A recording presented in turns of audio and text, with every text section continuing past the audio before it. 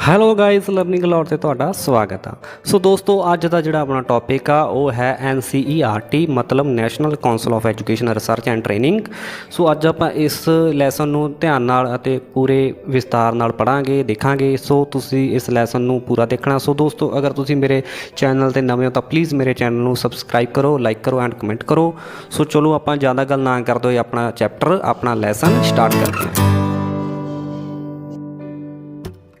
ਸੋ ਦੋਸਤੋ ਇਸ ਤੋਂ ਪਹਿਲਾਂ ਕਿ ਆਪਾਂ NCERT ਬਾਰੇ ਪੜ੍ਹੀਏ ਤਾਂ ਪਹਿਲਾਂ ਮੈਂ ਤੁਹਾਨੂੰ ਮੋਟਾ ਦੱਸ ਦੇਵਾਂ ਵੀ ਜਿਹੜੀ NCERT ਆ national council of educational research and training ਆ ਉਹਦੀ ਜਿਹੜੀ ਸਥਾਪਨਾ ਕੀਤੀ ਗਈ ਸੀ ਉਹ ਕੀਤੀ ਗਈ ਸੀ ਜਿਹੜੀ ਸਕੂਲੀ ਐਜੂਕੇਸ਼ਨ ਸੀਗੀ, ਸਕੂਲ ਦੀ ਜਿਹੜੀ ਸਿੱਖਿਆ ਸੀ ਉਹਦੇ ਵਿੱਚ ਕੁਆਲਿਟੇਟਿਵ ਇੰਪਰੂਵਮੈਂਟ ਲਿਆਉਣ ਦੇ ਲਈ, ਮਤਲਬ ਉਸ ਦੇ ਵਿੱਚ ਗੁਣਾਤਮਕ ਸੁਧਾਰ ਕਰਨ ਦੇ ਲਈ। ਸੋ ਇਹ ਇੱਕ ਤਰ੍ਹਾਂ ਦੀ ਅਜਿਹੀ ਸੰਸਥਾ ਜਿਹੜੀ ਕਿ ਸਕੂਲੀ ਸਿੱਖਿਆ ਦੇ ਵਿੱਚ ਗੁਣਾਤਮਕ ਸੁਧਾਰ ਕਰਦੀ ਆ ਅਤੇ ਉਸ ਦੇ ਪ੍ਰਤੀ ਨੀਤੀਆਂ ਅਤੇ ਜਿਹੜੇ ਪ੍ਰੋਗਰਾਮ ਹੁੰਦੇ ਨੇ ਉਹ ਸਾਰੇ ਰਾਜ ਸਰਕਾਰ ਜਾਂ ਕੇਂਦਰ ਸਰਕਾਰ ਨੂੰ ਉਸ ਦੇ ਬਾਰੇ ਸਲਾਹ ਦਿੰਦੀ ਆ। ਸੋ ਚਲੋ ਆਪਾਂ ਹੁਣ ਪੜ੍ਹਦੇ ਹਾਂ। The national council of educational research and training is an autonomous organisation of the government of India ਵਿਚ ਵਾਜ ਐਸਟੈਬਲਿਸ਼ ਇਨ 1961। ਕਹਿਣ ਦਾ ਮਤਲਬ ਜਿਹੜੀ NCERT ਆ ਉਹਦੀ ਸਥਾਪਨਾ 1961 ਮਤਲਬ 1961 ਦੇ ਵਿੱਚ ਕੀਤੀ ਗਈ ਸੀ। ਇਹ ਇੱਕ ਆਟੋਨੋਮਸ ਮਤਲਬ ਇੱਕ ਖੁਦ ਮੁਖਤਿਆਰੀ ਸੰਸਥਾ ਹੈ ਜਿਸ ਦੀ ਸਥਾਪਨਾ ਸੁਸਾਇਟੀਜ਼ ਰਜਿਸਟ੍ਰੇਸ਼ਨ ਐਕਟ ਸੀ ਜਿਹੜਾ ਉਸ ਦੇ ਅਧੀਨ ਕੀਤੀ ਗਈ ਸੀ। Its headquarter are located at Shri Aurobindo Marg in new Delhi. ਇਸ ਦਾ ਹੈੱਡਕੁਆਟਰ ਆ ਉਹ ਹੈ ਅਰਬਿੰਦੋ ਮਾਰਗ ਨਿਊ ਦਿੱਲੀ ਵਿਖੇ। ਸੋ ਦੋਸਤੋ ਹੁਣ ਆਪਾਂ ਇਹਦੇ ਥੋੜ੍ਹੇ ਸਟਰਕਚਰ ਦੇ ਬਾਰੇ ਜਾਣ ਲੈਂਦੇ ਹਾਂ, ਇਸ ਦੇ ਢਾਂਚੇ ਬਾਰੇ ਜਾਣ ਲੈਂਦੇ ਹਾਂ ਵੀ ਇਸ ਦੇ ਢਾਂਚੇ ਦੇ ਵਿੱਚ ਕੌਣ ਕੌਣ ਆਉਂਦਾ ਹੈਗਾ। ਸੋ ਸਭ ਤੋਂ ਪਹਿਲਾਂ ਇਹਦੇ ਵਿੱਚ ਜਨਰਲ ਬੋਡੀ ਹੁੰਦੀ ਹੈ ਇੱਕ ਤਰ੍ਹਾਂ ਦੀ, ਮਤਲਬ ਇੱਕ ਅਜਿਹੀ ਬੋਡੀ ਜਿਹੜੀ ਇਹ ਸਾਰੀ ਸੰਸਥਾ ਦੀ ਦੇਖ ਰੇਖ ਕਰਦੀ ਆ। ਸੋ ਸਭ ਤੋਂ ਪਹਿਲਾਂ the union minister of human resource development is the president ex officio of the general body of NCERT। ਮਤਲਬ ਜਿਹੜਾ NCERT ਦਾ ਜਿਹੜੀ ਜਨਰਲ ਬੋਡੀ ਦਾ ਪ੍ਰਧਾਨ ਹੁੰਦਾ, ਜਿਹੜਾ ਮਿਨਿਸਟਰੀ ਆਫ ਐਜੂਕੇਸ਼ਨ ਦਾ ਐਕਸ ਆਫਿਸੋ ਪ੍ਰੈਜ਼ੀਡੈਂਟ ਹੁੰਦਾ, ਉਹ ਇਸ ਜਨਰਲ ਬੋਡੀ ਦਾ NCERT ਦਾ ਪ੍ਰਧਾਨ ਹੁੰਦਾ। ਨੈਕਸਟ ਹੈ the union minister for education is its ex officio vice president. ਮਤਲਬ NCERT ਦਾ ਜਿਹੜਾ ਵਾਈਸ ਪ੍ਰੈਜ਼ੀਡੈਂਟ ਬਣਦਾ ਗਾ ਉਹ ਕੌਣ ਬਣਦਾ ਗਾ, ਜਿਹੜਾ ਕਿ ਸਿੱਖਿਆ ਮੰਤਰੀ ਹੁੰਦਾ ਵਾ ਉਹ ਇਹਦਾ ਵਾਈਸ ਪ੍ਰੈਜ਼ੀਡੈਂਟ ਬਣਦਾ। All the ministers of education in the states and union territories are its members. ਕਹਿਣ ਦਾ ਮਤਲਬ ਜਿੰਨੇ ਵੀ ਜਿਹੜੇ ਸਟੇਟ ਹੁੰਦੇ ਨੇ, ਰਾਜ ਹੁੰਦੇ ਨੇ, ਉਹਨਾਂ ਦੇ ਜਿਹੜੇ ਸਿੱਖਿਆ ਮੰਤਰੀ ਹੁੰਦੇ ਨੇ ਅਤੇ ਜਿਹੜੇ ਕੇਂਦਰੀ ਸ਼ਾਸਿਤ ਪ੍ਰਦੇਸ਼ ਹੁੰਦੇ ਆ ਉਹਨਾਂ ਦੇ ਜਿਹੜੇ ਸਿੱਖਿਆ ਮੰਤਰੀ ਹੁੰਦੇ ਨੇ ਕਿ ਉਹ ਇਸ ਦੇ ਮੈਂਬਰ ਬਣਦੇ ਨੇ। ਅਤੇ ਇਹਦੇ ਵਿੱਚ ਕੀ ਹੁੰਦਾ, expert in the field of education are also nominate as members. ਮਤਲਬ ਉਹਨਾਂ ਲੋਕਾਂ ਨੂੰ ਹੀ ਨੋਮੀਨੇਟ ਕੀਤਾ ਜਾਂਦਾ ਹੈਗਾ ਜਿਹੜੇ ਕਿ ਕਿਸੇ ਫੀਲਡ ਦੇ ਵਿੱਚ ਜਾਂ ਜਿਹੜੇ ਐਜੂਕੇਸ਼ਨ ਦੀ ਫੀਲਡ ਦੇ ਵਿੱਚ ਐਕਸਪਰਟ ਹੁੰਦੇ ਨੇਗੇ। ਸੋ ਇਸ ਦੇ ਵਿੱਚ ਇੱਕ ਸੈਕਟਰੀ ਹੁੰਦਾ ਗਾ ਜਿਹੜਾ ਕਿ ਗਵਰਨਮੈਂਟ ਆਫ ਇੰਡੀਆ ਦਾ ਹੁੰਦਾ ਗਾ। ਸੋ ਇਸ ਤੋਂ ਬਾਅਦ ਇੱਕ ਜਿਹੜਾ ਮੈਂਬਰ ਹੁੰਦਾ ਚੇਅਰਮੈਨ ਹੁੰਦਾ ਜਿਹੜਾ UGC ਦਾ, ਉਹ ਇਹਦਾ ਵਿੱਚ ਮੈਂਬਰ ਹੁੰਦਾ ਗਾ। ਸੋ ਜਿਹੜਾ ਇੱਕ CBSE ਦਾ ਚੇਅਰਮੈਨ ਹੁੰਦਾ ਉਹ ਇਸ ਦੇ ਵਿੱਚ ਮੈਂਬਰ ਹੁੰਦਾ ਗਾ। ਸੋ 4 ਵਾਈਸ ਚਾਂਸਲਰ ਹੁੰਦੇ ਨੇਗੇ ਯੂਨੀਵਰਸਿਟੀਆਂ ਦੇ, ਹਰੇਕ ਰੀਜਨ ਦੇ ਵਿੱਚੋਂ ਇੱਕ ਵਾਈਸ ਚਾਂਸਲਰ ਲਿਆ ਜਾਂਦਾ ਯੂਨੀਵਰਸਿਟੀ ਦਾ। ਸੋ ਉਸ ਤੋਂ ਬਾਅਦ ਜਿਹੜਾ KBS ਹੁੰਦਾ ਉਹਦਾ ਜਿਹੜਾ ਕਮਿਸ਼ਨਰ ਹੁੰਦਾ ਉਹ ਇਸ ਦਾ ਮੈਂਬਰ ਹੁੰਦਾ ਗਾ। ਉਸ ਤੋਂ ਬਾਅਦ ਇੱਕ ਸੈਂਟਰਲ ਹੈਲਥ ਐਜੂਕੇਸ਼ਨ ਬਿਊਰੋ ਦਾ ਡਾਇਰੈਕਟਰ ਹੁੰਦਾ ਜਿਹੜਾ ਉਹ ਇਸ ਦਾ ਮੈਂਬਰ ਹੁੰਦਾ ਗਾ। ਸੋ ਦੋਸਤੋ ਇਹ ਸੀ ਜਨਰਲ ਬੋਡੀ। ਆਪਾਂ ਹੁਣ ਐਗਜ਼ੀਕਿਊਟਿਵ ਕਮੇਟੀ ਬਾਰੇ ਗੱਲ ਕਰਦੇ ਹਾਂ, ਮਤਲਬ ਕਾਰਜਕਾਰੀ ਕਮੇਟੀ, ਮਤਲਬ ਉਹ ਕਮੇਟੀ ਜਿਹੜੀ ਸਾਰਾ ਕੰਮ ਕਰਦੀ ਆ, ਠੀਕ ਆ। ਸੋ ਸਭ ਤੋਂ ਪਹਿਲਾਂ the union minister of human resource development is its president. ਮਤਲਬ ਜਿਹੜਾ ਮਿਨਿਸਟਰੀ ਆਫ ਐਜੂਕੇਸ਼ਨ ਦਾ ਪ੍ਰਧਾਨ ਹੁੰਦਾ ਉਹ ਇਸ ਦਾ ਪ੍ਰਧਾਨ ਹੁੰਦਾ। ਸੋ ਜਿਹੜਾ ਇਸ ਦਾ ਵਾਈਸ ਪ੍ਰੈਜ਼ੀਡੈਂਟ ਹੁੰਦਾ ਉਹ ਹੁੰਦਾ ਗਾ ਜਿਹੜਾ MHRD ਦਾ ਕੇਂਦਰੀ ਰਾਜ ਮੰਤਰੀ ਹੁੰਦਾ, ਉਹ ਇਸ ਦਾ ਵਾਈਸ ਪ੍ਰੈਜ਼ੀਡੈਂਟ ਹੁੰਦਾ। ਫਿਰ ਉਸ ਤੋਂ ਇਲਾਵਾ ਇਹਦੇ ਵਿੱਚ ਇੱਕ ਡਾਇਰੈਕਟਰ ਹੁੰਦਾ ਗਾ, ਠੀਕ ਆ। ਫਿਰ ਉਸ ਤੋਂ ਬਾਅਦ ਯੂਨੀਅਨ ਗ੍ਰਾਂਟ ਕਮਿਸ਼ਨ ਦਾ ਜਿਹੜਾ ਚੇਅਰਪਰਸਨ ਹੁੰਦਾ ਉਹ ਇਸ ਦਾ ਮੈਂਬਰ ਹੁੰਦਾ ਗਾ, ਠੀਕ ਆ। ਸੋ ਦੋਸਤੋ ਬਾਕੀ ਤੁਸੀਂ ਸਾਰਾ ਇਹ ਆਪ ਪੜ੍ਹ ਲੈਣਾ ਕਿਉਂਕਿ ਜੇ ਆਪਾਂ ਸਾਰਾ ਡਿਟੇਲ 'ਚ ਪੜ੍ਹਨ ਲੱਗ ਗਏ ਤਾਂ ਲੈਸਨ ਬਹੁਤ ਲੰਬਾ ਹੋ ਜਾਊਗਾ, ਕੁਝ ਖਾਸ ਨਹੀਂ ਹੈ। ਇਹ ਤਾਂ ਪੇਪਰ ਦੇ ਵਿੱਚ ਆਉਂਦਾ ਵੀ ਨਹੀਂ ਹੈ, ਬਸ ਤੁਸੀਂ ਫਿਰ ਵੀ ਆਪਣੀ ਜਾਣਕਾਰੀ ਦੇ ਲਈ ਇਹਨਾਂ ਨੂੰ ਪੜ੍ਹ ਲੈਣਾ ਜ਼ਰੂਰ। ਸੋ ਚਲੋ ਆਪਾਂ ਹੁਣ ਗੱਲ ਕਰਦੇ ਹਾਂ the executive committees is assist in its work by the following standing committees board. ਕਾਰਜਕਾਰੀ ਕਮੇਟੀ ਹੁੰਦੀ ਆ ਉਸ ਦੇ ਵਿੱਚ ਜਿਹੜੇ ਕੰਮ ਕੀਤੇ ਜਾਂਦੇ ਨੇ ਉਹਨਾਂ ਦੇ ਕੰਮ ਕਰਨ ਨੂੰ ਸਹਾਇਤਾ ਕਰਨ ਦੇ ਵਿੱਚ ਜਿਹੜੀਆਂ ਸਥਾਈ ਕਮੇਟੀਆਂ ਹੁੰਦੀਆਂ ਨੇ ਅਤੇ ਕੁਝ ਬੋਰਡ ਹੁੰਦੇ ਨੇ ਜਿਹੜੇ ਉਸ ਦੇ ਕੰਮ ਵਿੱਚ ਸਹਾਇਤਾ ਕਰਦੇ ਨੇਗੇ। ਉਹ ਕਿਹੜੇ ਕਿਹੜੇ ਨੇਗੇ, ਇੱਕ ਫਾਈਨੈਂਸ ਕਮੇਟੀ ਹੋ ਗਈ, ਠੀਕ ਆ।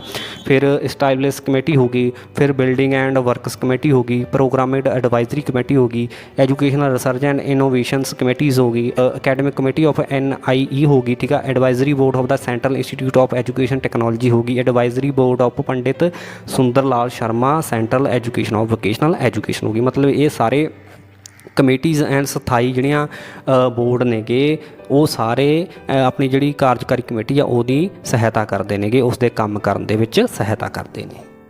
ਸੋ ਦੋਸਤੋ ਆਪਾਂ ਹੁਣ ਓਬਜੈਕਟਿਵਸ ਆਫ NCERT ਦੇ ਬਾਰੇ ਥੋੜ੍ਹਾ ਜਿਹਾ ਪੜ੍ਹ ਲਈਏ, ਮਤਲਬ ਵੀ ਉਹ ਕਿਹੜੇ ਉਦੇਸ਼ ਨੇ ਜਿਨ੍ਹਾਂ ਕਰਕੇ NCERT ਸਥਾਪਿਤ ਕੀਤੀ ਗਈ ਆ। To launch organise and strengthens research work in various aspects of education, ਮਤਲਬ ਸਿੱਖਿਆ ਦੇ ਜਿਹੜੇ ਵੱਖ-ਵੱਖ ਪਹਿਲੂ ਹੁੰਦੇ ਨੇਗੇ, ਖੋਜ ਕਾਰਜ ਹੁੰਦੇ ਨੇ, ਉਹਨਾਂ ਦੀ ਸ਼ੁਰੂਆਤ ਕਰਨ ਦੇ ਲਈ, ਉਹਨਾਂ ਨੂੰ ਸੰਗਠਿਤ ਕਰਨ ਦੇ ਲਈ, ਉਹਨਾਂ ਨੂੰ ਮਜ਼ਬੂਤ ਕਰਨ ਦੇ ਲਈ NCERT ਦੀ ਸਥਾਪਨਾ ਕੀਤੀ ਗਈ।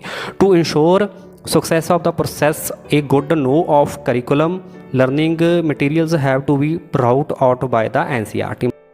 ਸੋ ਕਹਿਣ ਦਾ ਮਤਲਬ ਇਹ ਆ ਵੀ ਐਜੂਕੇਸ਼ਨ ਦੇ ਵਿੱਚ ਜਿਹੜਾ ਪ੍ਰੋਸੈਸ ਲੈ ਕੇ ਆਉਣਾ ਗਾ ਉਹਦੇ ਸਕਸੈਸ ਦੇ ਲਈ, ਉਹਦੀ ਸਫਲਤਾ ਦੇ ਲਈ ਇਹ ਯਕੀਨੀ ਬਣਾਇਆ ਜਾਂਦਾ ਕਿ ਉਸ ਨੂੰ ਇਸ ਤਰੀਕੇ ਨਾਲ ਬਣਾਇਆ ਜਾਵੇ ਕਿ ਜਿਹੜੀ ਉਹਦੇ ਵਿੱਚ ਪਾਠਕ੍ਰਮ ਹੁੰਦਾ, ਜਿਹੜੀ ਸਿੱਖਿਆ ਸਮੱਗਰੀ ਹੁੰਦੀ ਆ, ਉਹਨੂੰ NCERT ਦੁਬਾਰਾ ਲਿਆਂਦਾ ਜਾ ਸਕੇ। NCERT ਉਸ ਪਾਠਕ੍ਰਮ 'ਤੇ ਜਿਹੜੀ ਉਹਦੇ ਸਿੱਖਣ ਵਾਲੀ ਸਮੱਗਰੀ ਹੁੰਦੀ ਆ ਉਹਨੂੰ ਪੇਸ਼ ਕਰਦੀ। So to provide guidance and counselling services on large scale, ਮਤਲਬ ਵੱਡੇ ਪੱਧਰ ਦੇ ਉੱਤੇ ਮਾਰਗਦਰਸ਼ਨ ਕਰਨਾ, ਕਾਉਂਸਲਿੰਗ ਸੇਵਾਵਾਂ ਪ੍ਰਦਾਨ ਕਰਨੀਆਂ ਕੌਣ ਕਰਦਾ? NCERT।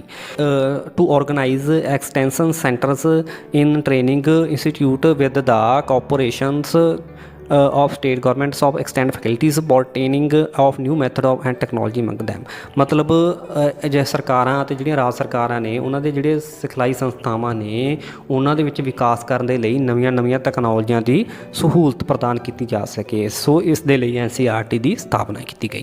ਸੋ ਦੋਸਤੋ ਅਗਰ ਆਪਾਂ NCERT ਸੰਸਥਾ ਜਿਹੜੀ 1961 ਦੇ ਵਿੱਚ ਸਥਾਪਿਤ ਕੀਤੀ ਗਈ ਸੀ ਉਹਦੇ ਕੰਟਰੀਬਿਊਸ਼ਨ ਦੇ ਬਾਰੇ ਗੱਲ ਕਰੀਏ, ਉਹਦੇ ਸਹਿਯੋਗ ਦੇ ਬਾਰੇ ਗੱਲ ਕਰੀਏ ਤਾਂ ਉਹਦੇ ਵਿੱਚ ਸਭ ਤੋਂ ਪਹਿਲਾਂ ਜਿਹੜਾ ਇਹਦਾ ਸਹਿਯੋਗ ਸੀਗਾ revamping of elementary and secondary teacher education curriculum, ਮਤਲਬ ਜਿਹੜਾ ਸੈਕੰਡਰੀ ਐਜੂਕੇਸ਼ਨ ਆ ਜਾਂ ਐਲੀਮੈਂਟਰੀ ਐਜੂਕੇਸ਼ਨ ਦਾ ਕਰੀਕੁਲਮ ਆ ਉਹਦੇ ਵਿੱਚ ਇਹ ਆਪਣਾ ਯੋਗਦਾਨ ਪਾਉਂਦੀ ਆ, ਉਹਦੇ ਪਾਠਕ੍ਰਮ ਦੇ ਵਿੱਚ ਨਵੀਨੀਕਰਨ ਲੈ ਕੇ ਆਉਂਦੀ ਆ। ਠੀਕ ਆ, NCERT। ਸੋ ਉਸ ਤੋਂ ਬਾਅਦ recognisation of the student teaching and evaluation, ਕਹਿਣ ਦਾ ਮਤਲਬ ਜਿਹੜੇ ਵਿਦਿਆਰਥੀਆਂ ਨੂੰ ਸਿਖਾਉਣ ਵਾਲੇ ਮਾਪਦੰਡ ਹੁੰਦੇ ਨੇ ਉਹਨਾਂ ਦਾ ਮੁਲਾਂਕਣ ਕਰਨਾ, ਉਹਨਾਂ ਦਾ ਪੁਨਰਗਠਨ ਕਰਨਾ ਕੌਣ ਕਰਦਾ? NCERT।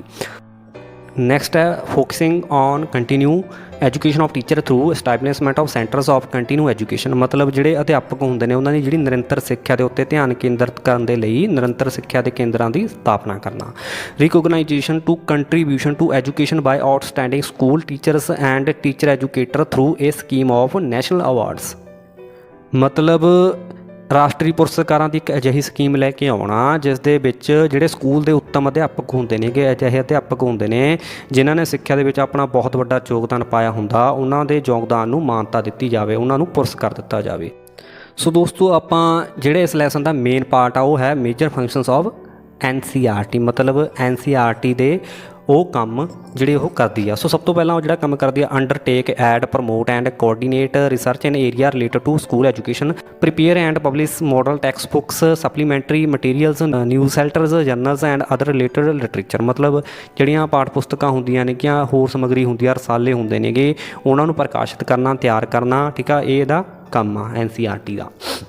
Develop and disseminate innovative education techniques and practice, ਮਤਲਬ ਇਹੋ ਜਿਹੀਆਂ ਵਿੱਦਿਅਕ ਤਕਨੀਕਾਂ ਦਾ ਅਭਿਆਸ ਕਰਨਾ, ਵਿਕਾਸ ਕਰਨਾ, ਪ੍ਰਸਾਰ ਕਰਨਾ ਜਿਹੜੀਆਂ ਕਿ ਐਜੂਕੇਸ਼ਨ ਦੇ ਵਿੱਚ ਸੁਧਾਰ ਲੈ ਕੇ ਆਉਂਦੀਆਂ ਨੇਗੀਆਂ। ਸੋ ਉਸ ਤੋਂ ਬਾਅਦ collaborate and network with state education departments, universities, NGO and other education institutions, ਮਤਲਬ ਰਾਜ ਦੇ ਜਿਹੜੇ ਵਿੱਦਿਅਕ ਵਿਭਾਗ ਹੁੰਦੇ ਨੇ, ਯੂਨੀਵਰਸਿਟੀਆਂ ਹੁੰਦੀਆਂ ਨੇ, NGO ਹੁੰਦੇ ਨੇ ਕਿ ਉਹਨਾਂ ਦੇ ਵਿੱਦਿਅਕ ਸੰਸਥਾਵਾਂ ਨਾਲ ਸਹਿਯੋਗ ਦਾ ਨੈਟਵਰਕ ਪੈਦਾ ਕਰਨਾ, ਮਤਲਬ ਉਹਨਾਂ ਦੇ ਆਪਸ ਵਿੱਚ ਅਜਿਹਾ ਨੈਟਵਰਕ ਪੈਦਾ ਕਰਨਾ ਕਿ ਉਹ ਇੱਕ ਦੂਸਰੇ ਨਾਲ ਤਾਲਮੇਲ ਬਣਾ ਕੇ ਰੱਖਣ ਅਤੇ ਇੱਕ ਦੂਸਰੇ ਦੀ ਸਹਾਇਤਾ ਕਰ ਸਕਣ। ਸੋ ਨੈਕਸਟ ਹੈ act as a nodal agency for achieving goals of universalisation of elementary education, ਮਤਲਬ ਜਿਹੜੀ ਐਲੀਮੈਂਟਰੀ ਸਿੱਖਿਆ ਹੁੰਦੀ ਆ ਉਹਦੇ ਸਰਬਪੱਖੀ ਵਿਕਾਸ ਦੇ ਲਈ, ਉਸਦੇ ਸਰਬਪੱਖੀ ਟੀਚਿਆਂ ਨੂੰ ਪ੍ਰਾਪਤ ਕਰਨ ਦੇ ਲਈ ਇੱਕ ਨੋਡਲ ਏਜੰਸੀ ਦੇ ਤੌਰ 'ਤੇ ਕੰਮ ਕਰਨਾ, ਉਹ ਕੌਣ ਕਰਦੀ ਆ? NCERT ਕਰਦੀ ਆ। ਸੋ ਉਸ ਤੋਂ ਅੱਗੇ to monitor the administrations of NIE regional college of education, ਮਤਲਬ ਜਿਹੜੇ ਸਿੱਖਿਆ ਦੇ NIE ਜਾਂ ਖੇਤਰੀ ਕਾਲਜ ਨੇਗੇ ਉਹਨਾਂ ਦਾ ਪ੍ਰਬੰਧਨ ਦੀ ਨਿਗਰਾਨੀ ਕਰਨਾ ਕੌਣ ਕਰਦੀ ਹੈ? NCERT। To organise pre service and in service education programmes for teacher, ਮਤਲਬ ਜਿਹੜੇ ਅਧਿਆਪਕ ਨੇਗੇ ਜਿਹੜੇ ਜਾਂ ਤਾਂ ਜਿਹੜੇ ਪ੍ਰੀ ਸਰਵਿਸ ਕਰ ਰਹੇ ਨੇ, ਮਤਲਬ ਜਿਹੜੇ ਕਿ ਟੀਚਿੰਗ ਦੇ ਆਉਣ ਤੋਂ ਪਹਿਲਾਂ ਜਿਹੜੀ ਆਪਣੀ ਪੜ੍ਹਾਈ ਕਰਦੇ ਨੇ ਜਿਵੇਂ B.Ed ਦੇ ਵਿੱਚ, M.Ed ਦੇ ਵਿੱਚ, ਤਾਂ ਅਤੇ ਉਹਨਾਂ ਦੇ ਵਾਸਤੇ ਪ੍ਰੋਗਰਾਮ, ਐਜੂਕੇਸ਼ਨ ਪ੍ਰੋਗਰਾਮਾਂ ਦਾ ਆਯੋਜਨ ਕਰਨਾ। ਠੀਕ ਆ, ਅਤੇ ਜਿਹੜੇ ਇਨ ਸਰਵਿਸ ਕਰ ਰਹੇ ਨੇ, ਮਤਲਬ ਜਿਹੜੇ ਟੀਚਿੰਗ ਕਰ ਰਹੇ ਨੇਗੇ ਉਹਨਾਂ ਦੇ ਦੇ ਲਈ ਅਜਿਹੇ ਪ੍ਰੋਗਰਾਮ ਸਥਾਪਿਤ ਕਰਨਾ ਜਿਹੜੇ ਕਿ ਉਹਨਾਂ ਦੀ ਸਿੱਖਿਆ ਦੇ ਵਿੱਚ ਸੁਧਾਰ ਲੈ ਕੇ ਆ ਸਕੇ।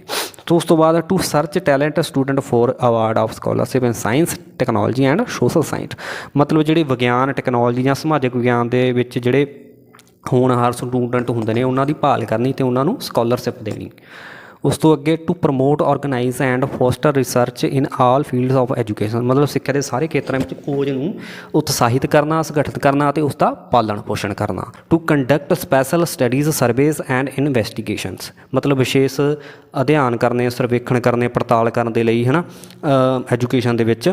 ਸੋ ਇਸ ਤਰੀਕੇ ਨਾਲ ਇਹਦੇ ਫੰਕਸ਼ਨ ਸੀਗੇ। ਸੋ ਦੋਸਤੋ ਇਸ ਤੋਂ ਇਲਾਵਾ ਅਗਰ ਆਪਾਂ ਗੱਲ ਕਰੀਏ NCERT ਜਿਹੜੇ ਕੰਮ ਕਰਦੀ ਆ ਉਹ ਇੱਕ ਇਹ ਕੰਮ ਕਰਦੀ ਆ ਕਿ ਇਹ ਦੂਜੇ ਦੇਸ਼ਾਂ ਦੇ ਨਾਲ ਆਪਣੇ ਸੱਭਿਆਚਾਰਕ ਵਟਾਂਦਰੇ ਕਰਦੀ ਆ ਪ੍ਰੋਗਰਾਮਾਂ ਨੂੰ ਲਾਗੂ ਕਰਨ ਦੇ ਲਈ, ਠੀਕ ਆ। ਉਹਨਾਂ ਦੇ ਏਜੰਸੀ ਮਤਲਬ ਇੱਕ ਏਜੰਸੀ ਦੇ ਤੌਰ 'ਤੇ ਕੰਮ ਕਰਦੀ ਆ ਜਿਹੜੀ ਕਿ ਸੱਭਿਆਚਾਰ ਵਟਾਂਦਰੇ ਕਰਦੀ ਆ।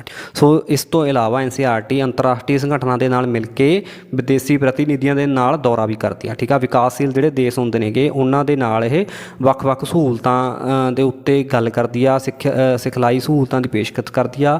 ਸੋ ਉਸ ਤੋਂ ਇਲਾਵਾ ਇਹ ਜਿਹੜੇ ਆਪਣੇ ਵਿਕਾਸਸ਼ੀਲ ਦੇਸ਼ ਹੁੰਦੇ ਨੇ ਉਹਨਾਂ ਦੇ ਨਾਲ ਵਿੱਦਿਅਕ ਅਮਲੇ ਨੂੰ ਵੱਖ-ਵੱਖ ਸਿਖਲਾਈ ਸਹੂਲਤਾਂ ਦੀ ਪੇਸ਼ਕਸ਼ ਕਰਦੀ ਆ ਅਤੇ ਉਹਨਾਂ ਦੇ ਨਾਲ ਰਲ ਕੇ ਕੰਮ ਕਰਦੀ ਆ। ਸੋ ਦੋਸਤੋ ਇਹ ਸੀ ਇੱਕ ਛੋਟਾ ਜਿਹਾ ਲੈਸਨ, ਆਈ ਹੋਪ ਕਿ ਤੁਹਾਨੂੰ ਪਸੰਦ ਆਇਆ ਹੋਊਗਾ। ਅਗਰ ਕੋਈ ਵੀ ਇਨਕੁਆਰੀਆਂ ਤਾਂ ਪਲੀਜ਼ ਮੇਰੇ ਚੈਨਲ ਦੇ ਉੱਤੇ ਤੁਸੀਂ ਕਮੈਂਟ ਕਰਕੇ ਮੈਨੂੰ ਦੱਸ ਸਕਦੇ ਹੋ। ਸੋ ਓਕੇ ਦੋਸਤੋ, ਆਪਾਂ ਮਿਲਦੇ ਹਾਂ ਨੈਕਸਟ ਵੀਡੀਓ ਦੇ ਵਿੱਚ। ਧੰਨਵਾਦ।